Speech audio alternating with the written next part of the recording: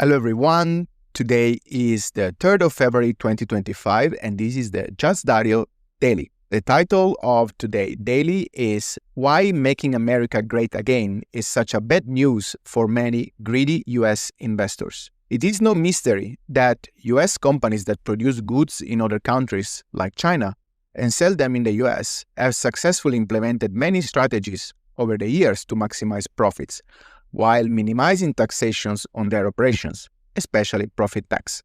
One common strategy is transfer pricing, which involves setting prices for goods or services sold between different parts of the same companies.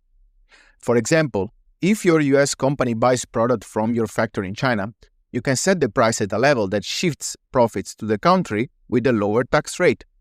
Apple is a great example of this. They sell iPhones to their Irish subsidiary at a low price, and the Irish subsidiary sells them globally at a higher price. This keeps most of the profits in Ireland, where corporate taxes are lower. Another approach is to set up a subsidiary in a low-tax country. By creating a subsidiary in a country with low taxes like Singapore or Ireland, you can keep more of your profits there. For instance, Google, now Alphabet, has subsidiaries in Ireland and Bermuda. They route profits through these countries to take advantage of their lower tax rates. This way, less profit is taxed in the US, where corporate taxes are higher. Companies can also take advantage of tax treaties between the US and other countries. These treaties are designed to avoid double taxation, meaning you don't pay taxes twice on the same income. For example, if your US company pays royalties to a subsidiary in Ireland, the tax treaty between the US and Ireland might reduce the withholding tax on those payments. Microsoft uses this strategy to reduce taxes on royalties paid to its subsidiaries in Puerto Rico and Ireland. Cost-sharing agreements can be useful for companies that invest in research and development.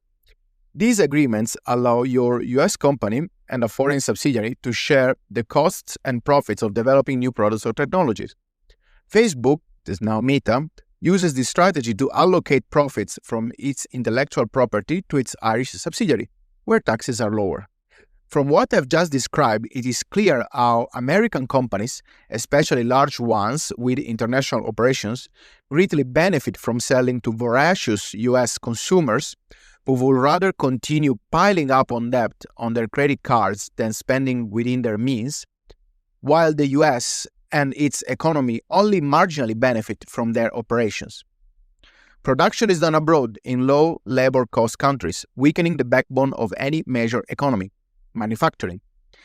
Tax contributions are being minimized, resulting in lower government resources available for the benefit of the public.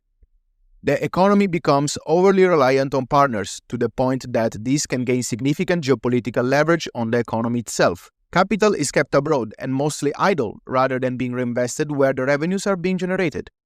Investors, who represent a small part of the population, are the only beneficiaries through capital appreciation and dividends that are usually paid by companies raising cash in the US by debt, not repatriating cash from abroad, since that will trigger a big profit tax.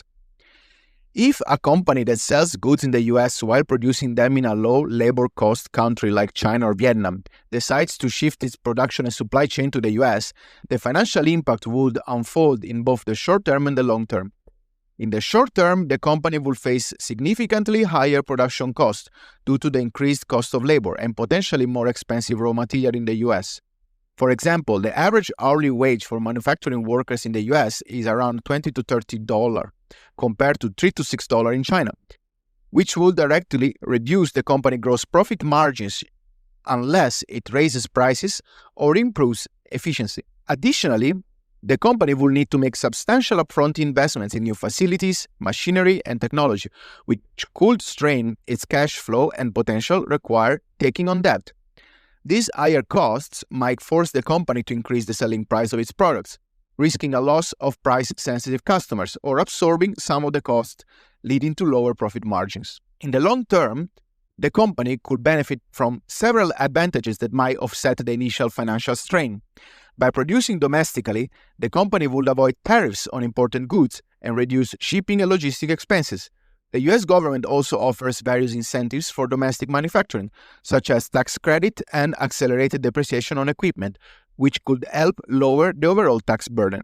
Additionally, producing in the US would enhance the company's supply chain resilience, reducing the risk of disruptions caused by geopolitical tensions or global events like pandemics. Over time, these benefits, combined with greater control over production quality, faster time to market, and the ability to customize products for the US market, could make the shift to domestic production a strategic success, despite the initial financial challenges. However, US investors who focus on very short-term company performance, especially profit margins and revenue growth, are unwilling to take the risk of a significant short-term impairment on the value of their investment, even if the value could be regained in the long run. This time, their own internal economy will be a great beneficiary of it compared to today. This explains the broad market reaction to Trump's tariffs that are part of an agenda to rebuild US production and manufacturing, ultimately strengthening an economy so far too reliant on services and credit that by definition create far less value for the real economy. Personally speaking, I find it ridiculous reading about those people who keep blaming China, Mexico, or whatever other country because they keep producing cheap goods that are then exported to the US, while the reality is that that's what US companies want and enable for their own benefit and the benefit of a few wealthy investors in the US.